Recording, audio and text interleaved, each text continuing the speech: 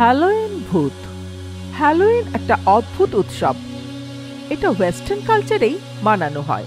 লোকেরা বিশ্বাস করে এই রাত্রে জীবন্ত মানুষদের সাথে ভূতেদের অদৃশ্য দেওয়াল শেষ হয়ে যায়। ভূতেরা মানুষদের জগতে প্রবেশ করে, অথবা কোনো মানুষ ভূতেদের জগতে, তারপর সেখান থেকে ফিরে আসা কোনো মতেই সম্ভব না। সেরকমই একটা গল্প স্কটল্যান্ডের, যেখানে একটা লোক নিজে থেকেই ভূতেদের জগতে চলে যায়। জেমস ছুটিতে নিজের গ্রামে আসে। ওর বাবা মা ছিল না, কিন্তু গ্রামে একজন দিদা ছিল যে ওকে কোলে পিঠে করে মানুষ করেছিল। জেমস খুব শিক্ষিত ছিল, কিন্তু ও খুব বাউন্ডুলে আর উশৃঙ্খল হয়ে গেছিল। জেমস দুপুরবেলা যখন ড্রয়িং রুমে আসে, দেখে ওর দিদা একটা বড় কুমড়োকে কেটে ভয়ঙ্কর একটা রাক্ষসের চেহারা দিচ্ছিল। আর তাছাড়া ওর দিদা কিছু ছেঁড়া জামা কাপড় পরেছিল। জেমস বুঝতে পারে যে আজ হ্যালোউইন নাইট। ওহো, মনে হয় সারা রাত আজকে আপনার এই নাটক চলবে। শুধু আমারই না, তুমিও আমার সঙ্গে থাকবে। আর জেমস, আমার মনে হচ্ছে তুমি এই স্যুট বুট পরে বডি স্প্রে লাগিয়ে কোথাও যাচ্ছ। মনে আছে তো? আজকে কিন্তু ভূত পিশাচ ঘোরে। ওদের থেকে বাঁচার জন্য আমাদেরও ভূতের মতন সাজতে হবে। আমি ডেটে যাচ্ছি, আমার মুড খারাপ করো না প্লিজ। জেমস, তুমি আজকে কোথাও যাবে না।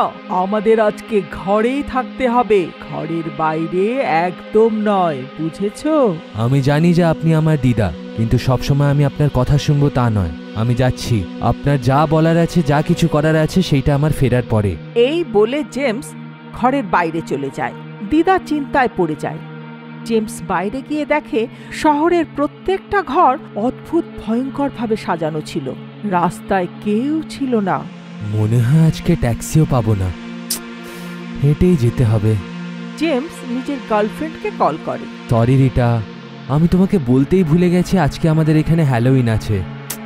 কোনো হোটেলই খোলা থাকবে না। আমি ভুলেই গেছিলাম যে তুমি ইন্ডিয়ান। হ্যালোউইনের ব্যাপারে তুমি জানো না। না না, আজকেই দেখা করছি। আরে পার্কে আমি বেরিয়ে গেছি।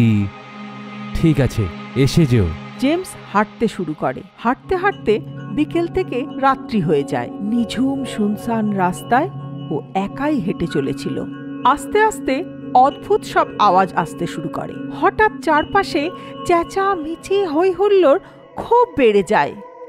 ওহো, নাটক করার আছে যদি বাইরে যাও না, ঘরে বসে বসে চেঁচাচ্ছ কেন? সেই সময় হঠাৎ জেমসের কারোর সাথে ধাক্কা লাগে। ও প্রায় পড়ে যাচ্ছিল, কিন্তু কে যেন ওকে বাঁচিয়ে দেয়। কিন্তু জেমস যখন দেখে, তখন ওর আশেপাশে কেউ ছিল না। এইটা আমার কি হয়েছিল? হ্যাঁ, মনে হয় মনের ভুল।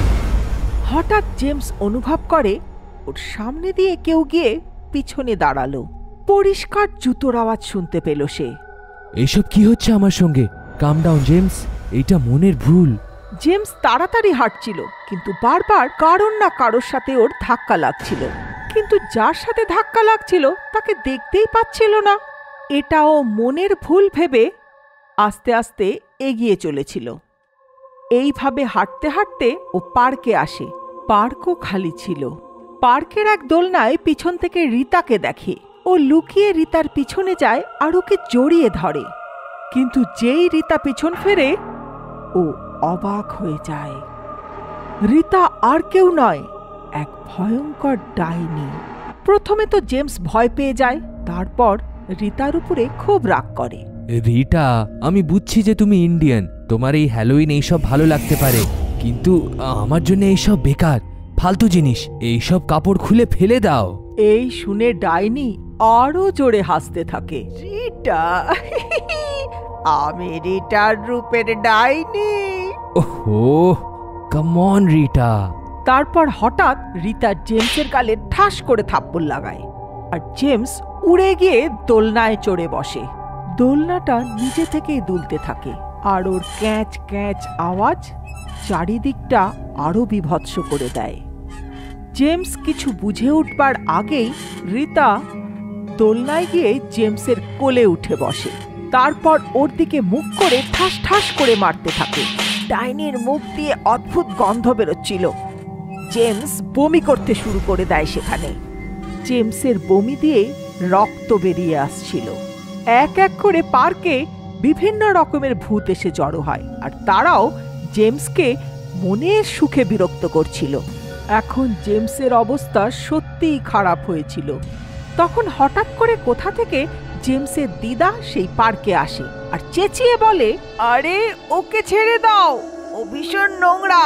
দেখো আমি ওর থেকে সুন্দরী।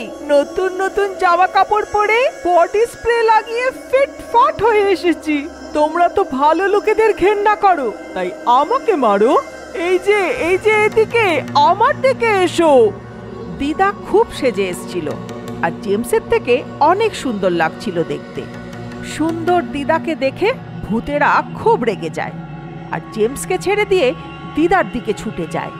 জেমস, সকাল পর্যন্ত এখানেই থেকো, কোথাও যেও না। ভূত আসলে দম বন্ধ করে মাটিতেই পড়ে থেকো, ওরা যেন তোমাকে মৃত ভাবে, বুঝেছো? এই বলে দিদা তাড়াতাড়ি দৌড়ে পার্কের বাইরে চলে যায়। সব ভূতগুলো দিদার পিছনে পিছনে পার্কের বাইরে যায়। আহত জেমস পার্কেই জ্ঞান হারায় আর সারা রাত্রি সেখানেই অজ্ঞান হয়ে পড়েছিল। আর দিদা সারা রাত্রি ভূতেদের নিয়ে শহরের এদিক ওদিক দৌড়চ্ছিল। সকাল হয়, জেমসের তখনও জ্ঞান ফেরেনি। হঠাৎ ওর মুখে কেউ জলের ছিটা দেয়, ওর জ্ঞান ফেরে। চোখ খুলে সামনে দিদাকে দেখে। দিদারও অনেক চোট লেগেছিল। দিদা ক্লান্ত হয়ে জেমসের পাশে বসে। যেই দিদা বসে অমনি জেমস জড়িয়ে ধরে আর হাউ হাউ করে কেঁদে ক্ষমা চাইতে থাকে।